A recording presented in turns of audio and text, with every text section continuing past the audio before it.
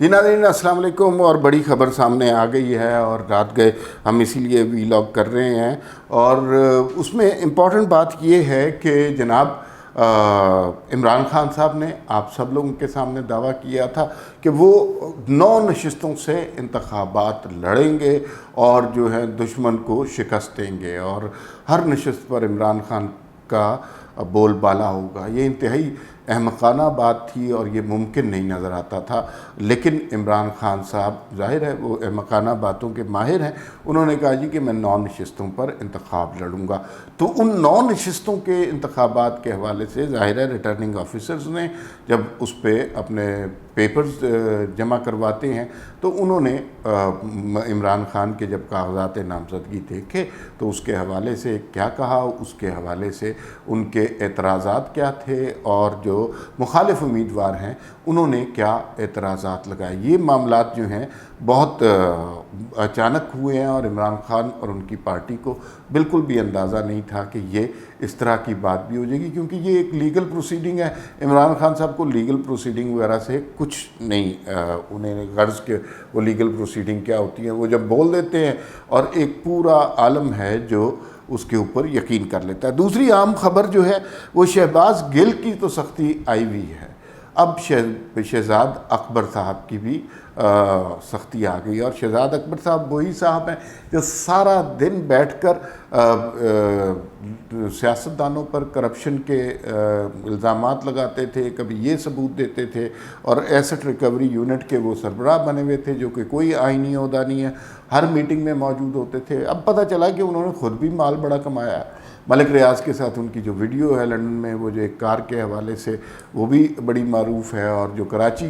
بیریا والا کیس ہے اس میں بھی جو معاملات طے ہوئے، اور جو لندن سے رقومات آئیں وہ دوبارہ بیریا ٹاؤن کے یا ملک ریاض کے اکاؤنٹ میں کیسے چلی گئی، اس حوالے سے بھی مزید پیش رفت ہو رہی ہے۔ لیکن ابھی امپورٹنٹ خبر یہ ہے کہ شہزاد اکبر صاحب کا نام بھی ECL میں ڈال دیا۔ وہ ملک سے باہر ہے، مجھے سمجھ نہیں آئی کہ ان کا نام ECL میں ڈالنے کے کیا فائدہ۔ وہ ملک میں ہوتے تو ان کا نام ECL میں ڈالتے تاکہ وہ باہر نہ جا سکیں۔ اب وہ باہر ہیں تو آپ کے خیال میں وہ کوئی نواز شریف ہیں، کوئی مریم نواز ہیں کہ وہ گرفتاری دینے کے لیے پاکستان پہنچ جائیں گے؟ یہ تو اس طرح کے پرندے ہیں جو اچانک اڑ جاتے ہوتے ہیں، اور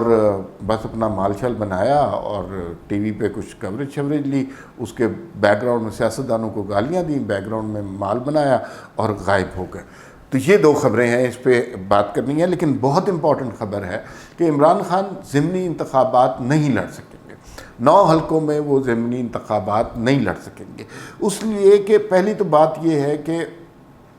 عمران خان صاحب کا استعفیٰ قومی اسمبلی میں قبول نہیں ہوا۔ وہ قومی اسمبلی کے ممبر ہیں، قومی اسمبلی کا ممبر کیسے صوبائی اسمبلی کا الیکشن لڑ سکتا ہے؟ اور جو ہے یہ بات سب کو پہلے پتہ تھی، تو وہ اپنا قومی اسمبلی سے چاہیں تو کل اسپیکر کے پاس چلے جائیں اور کہیں میرا استعفیٰ منظور کریں، وہ بھی نہیں جائیں گے۔ دوسری بات یہ ہے کہ اس بات کو کافی لوگوں نے احمقانہ قرار دیا، لیکن PTI اس کو بہت دلیرانہ قدم کہہ رہی تھی کہ یہ بڑا دلیری کا فیصلہ ہے۔ فرض کیجئے عمران خان صاحب 9 نشستوں سے الیکشن لڑ جاتے ہیں، ظاہر ہے نشست لڑتے ہیں، جیت بھی جاتے ہیں، تو انہیں ایک ہی نشست رکھنی پڑے گی، باقی 8 سے پھر کوئی اور لڑے گا۔ تو اس کا مطلب ہے کہ پھر وہ 8 سے لڑیں گے، تو کیا اس ملک میں یہی تماشا ہوتا رہے گا؟ عمران خان کے ضمنی انتخابات ہی ہم دیکھتے رہیں گے، الیکشن کمیشن اس کو قبول نہیں کرے گا، یہ انتہائی احمقانہ بات ہے۔ لیکن اب جو ڈیولپمنٹ آئی ہے وہ بڑی دلچسپ ہے، وہ یہ ہے کہ ہر علاقے میں جو عمران خان صاحب کا مخالف کینڈیڈیٹ ہے اس نے عمران خان کے کاغذات نامزدگی پر اعتراض لگا دیا، اور ریٹرننگ آفیسرز نے بھی ان پہ اوپر کچھ نظر ثانی کی خواہش کی ہے۔ ایک تو یہ ہے کہ یہ ننکانہ میں ڈاکٹر شزرا منصب نے اور فیصل آباد میں عابد شیر علی نے، ان کے اعتراضات ظاہر ہے یہی ہیں کہ وہ قومی اسمبلی کے ممبر ہیں، اور جو وہ آئیں تو پھر اس کے بعد وہ ریزائن کریں، تو پھر اس کے بعد صوبائی اسمبلی کا الیکشن لڑیں، اس طرح بائی الیکشن لڑیں صوبائی اسمبلی کے۔ اب دوسری بات یہ ہے کہ جو ریٹرننگ آفیسرز ہیں انہوں نے کہا کہ بھائی ایک اصول ہے، ایک قاعدہ ہے کہ آپ پہنچیں ہمارے پاس، اور ہمارے پاس آ کر اپنے کاغذات نامزدگی جمع کرائیں. غیر موجودگی میں تو جمع نہیں کر سکتے, آپ کو ان پرسن وہاں پر موجود ہونا ہوگا. اور ایک کو بلایا گیا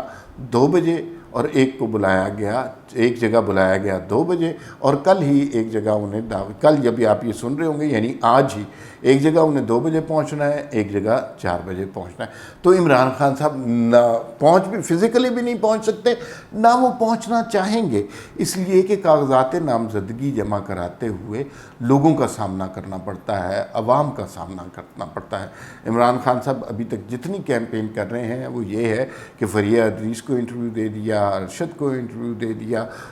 یا اپنے چند اینکرز کو بلا کر ان کو انٹرویو کر دیا, یا اپنا ARY سے خطاب کر دیا, یا پھر سیکیورٹی کے حصار میں پشاور کے بازار کا دورہ کر لیا, یا عدالت میں گئے تو ضمانت 300 بندہ لے کے گئے اور ضمانت کے کاغذات پر دستخط کر کے فٹافٹ بھاگ گئے.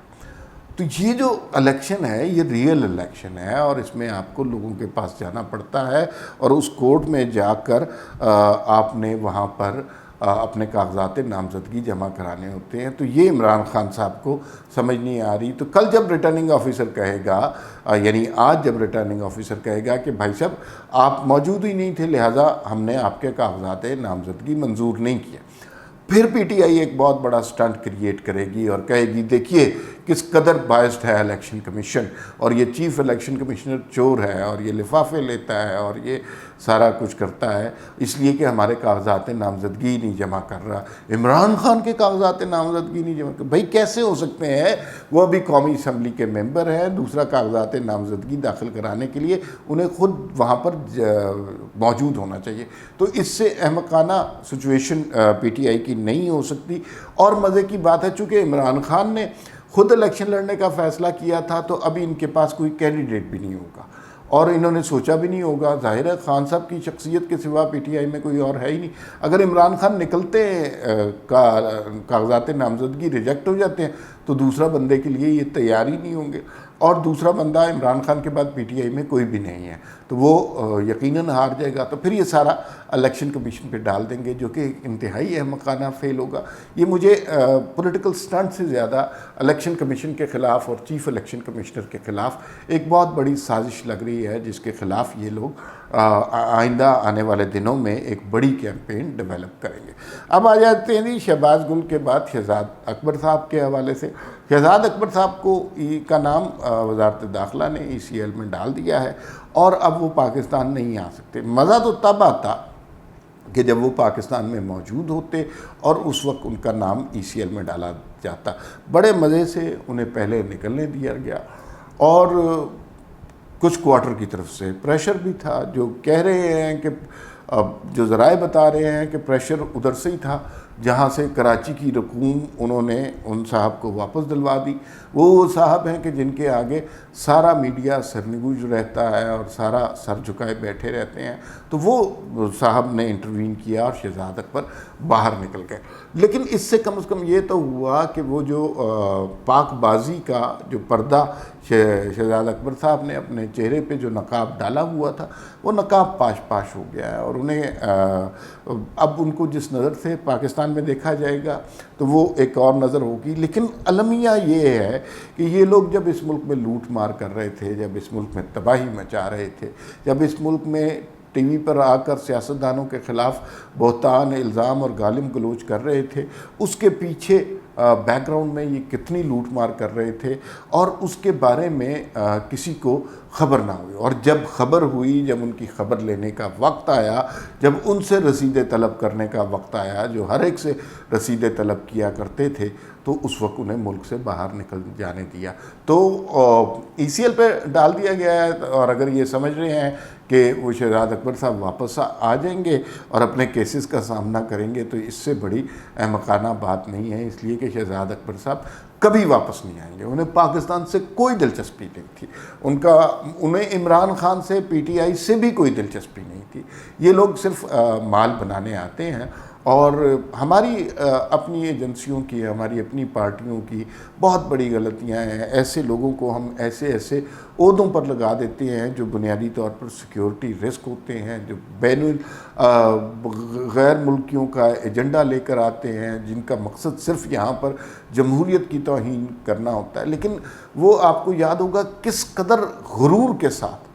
لوگوں کے اوپر بہتان لگاتے تھے. اب اگر وہ اس طرح کا بہتان لگائیں گے تو آپ ان کو کہہ سکتے ہیں کہ بھائی آپ کا اپنا نام ECL میں موجود ہے، آپ بھی ایک مفرور قرار پائے ہیں. ابھی تک اتنا ہی، پھر ملاقات ہوگی. اللہ حافظ.